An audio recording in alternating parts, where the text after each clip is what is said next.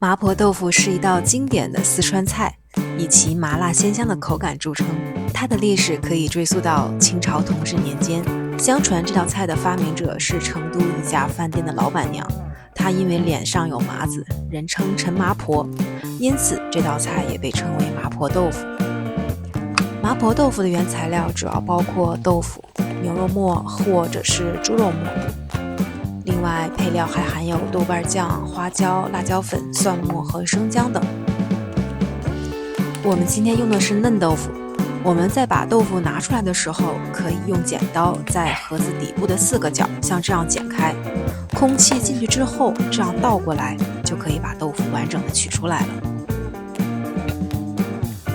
取出来后，我们用刀把豆腐切成约2厘米的方块。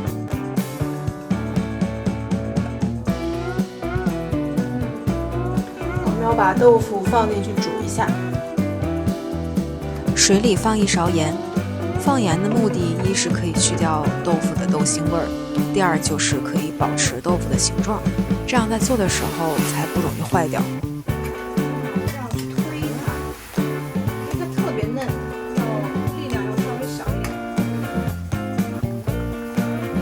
在开水里煮3-4分钟，然后就可以取出来了。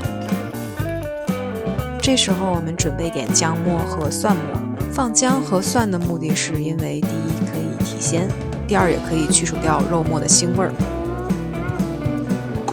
在锅里放入适量的植物油，先将肉末放进去煸出香味。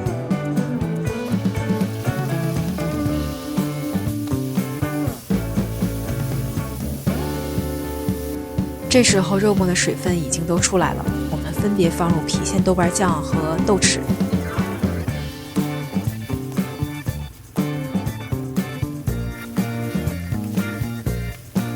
接着把姜末和蒜末放进来，不断翻炒，让各种食材味道充分混合。这时候放入清水，水的量刚好盖过豆腐就可以了。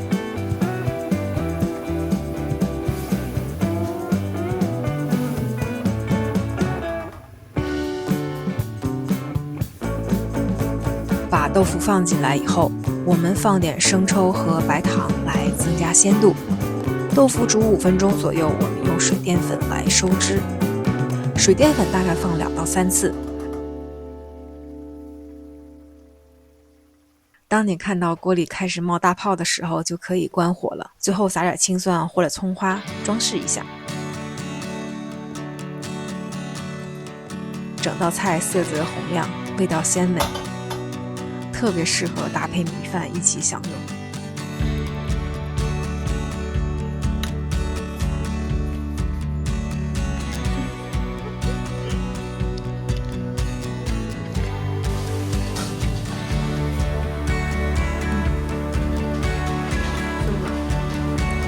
今天的视频就到这里啦！